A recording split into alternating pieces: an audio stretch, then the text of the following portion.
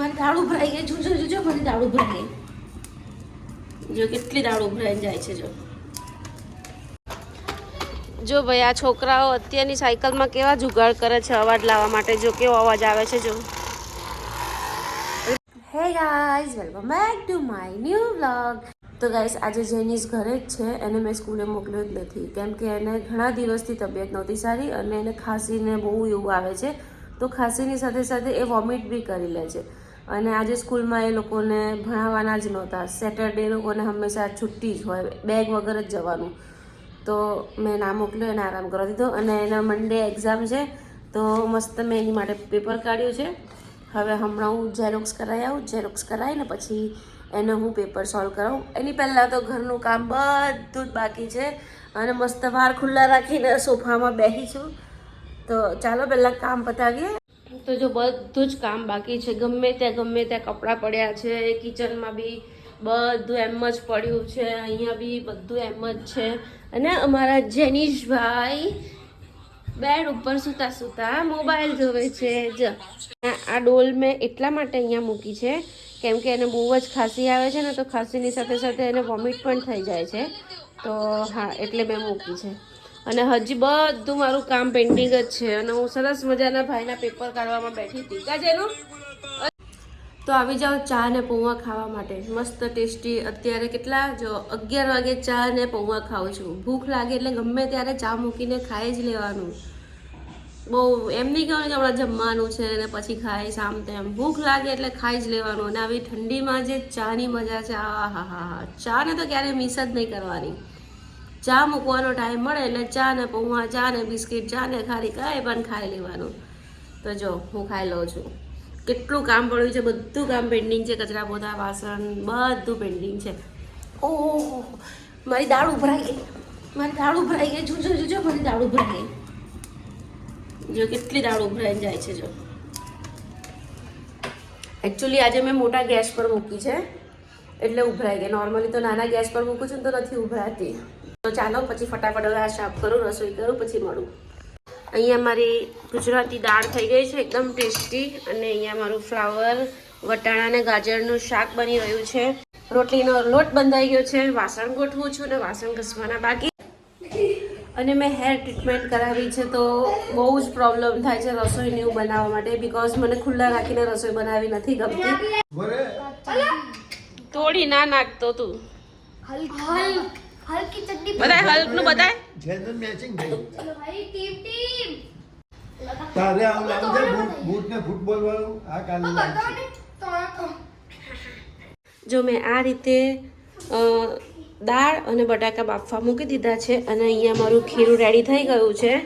અને આ દાળ માટે ઓનિયન કાપી છે અને આ સબ્જી માટે ઓનિયન કાપી છે.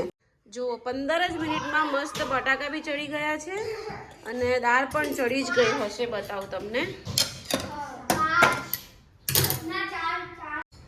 તો જો દાળ બી સરસ મજાની ચડી ગઈ છે. 15 જ મિનિટમાં બધું જ ચડી ગયું. તો 15 જ મિનિટમાં મારું શાક અને દાળ બંને ચડી ગયું છે. હવે ફટાફટ છોકરાઓ ભૂખ્યા થયા છે તો એ લોકો માટે હું ફટાફટ ઢોસા બનાવી દઉં. ચાલો. અને અહીંયા બચ્ચા પાર્ટી અમારા મસ્ત રમે છે ફૂટબોલ. જો અમારા બચ્ચા પાર્ટી મસ્ત ફૂટબોલ રમે છે. તો દક્ષુ દાળ ગાળેલી અને બટરવાળું પેપર, બસ આટલું જ ખાશે. બંને છોકરા મારું એટલું જ ખાશે. તો દક્ષુભાઈને મેં ડિનર આપી દીધું છે. હવે જેનીસની વારી.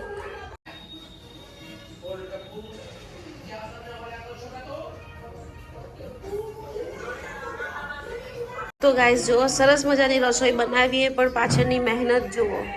જમવાવાળા તો મસ્ત ખાઈને જો ત્યાં 3 જણા બેસી ગયા છે. પણ મહેનત તો જો આપણી. આખું પ્લેટફોર્મ કેટલું ગંદુ છે. મહેનત તો બનાવવાની બી આપણે કરવાની, સફાઈ બી આપણે કરવાની, બધી મહેનત આપણે જ કરવાની. ચાલો તો આપણે કામ પર લાગી જઈએ. હમણાં આમ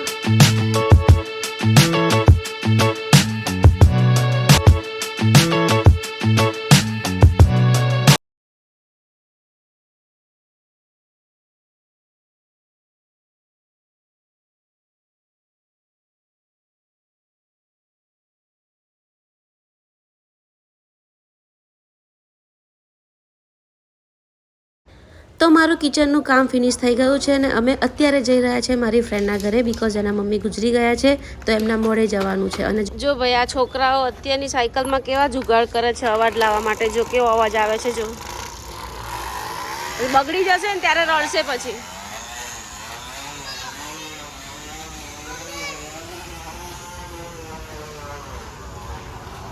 અને આ ભાઈએ સાયકલ મૂકી દીધી છે, લોક મારી દીધું છે. ચાલો જેનું બા, ચાલ જેનું કઈ ગયું. ચલો ભાઈ, અભિમાન ઉડાવીને બનાવે છે. ચાલ બેટો, જવાના પ્રેસ્ટીજમાં. તો ગાઈસ અત્યારે અમે જઈ રહ્યા છીએ મારી ફ્રેન્ડના ઘરે, બિકોઝ એમના મમ્મી એક્સપાયર થઈ ગયા છે સવારે, તો અત્યારે એમના મોડે અમે જઈ આવીએ. તો અમારી બસંતી અહીંયા રેડી થઈ ગઈ છે અને આ બચ્ચા પાર્ટી હજી આવતા નથી. જો કુદામ કૂદ કરે છે ને. જો શું થયું? આ ભાઈને વાગવું પડ્યું છે કઈ. શું વાંધો પડ્યો? ભાઈ એનું પ્લેન ઉપર જતું રહ્યું એટલે ભાઈને રડવું આવે. કાંઈ વાંધો નહીં જેનું કાંઈ વાંધો નહીં, કાંઈ વાંધો નહીં.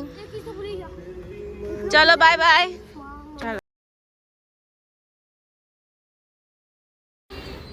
અને હું મારા ફ્રેન્ડના ઘરે પહોંચી ગઈ છું અને આમના મમ્મી ગુજરી ગયા છે, તો અમે સરસ મજાના વાતો કરી રહ્યા છીએ અને છોકરા બચ્ચા પાર્ટી મસ્ત કેરમ રમે છે. આજનો બ્લોગ તમને પસંદ આવ્યો હોય તો લાઈક કરજો. Bye bye.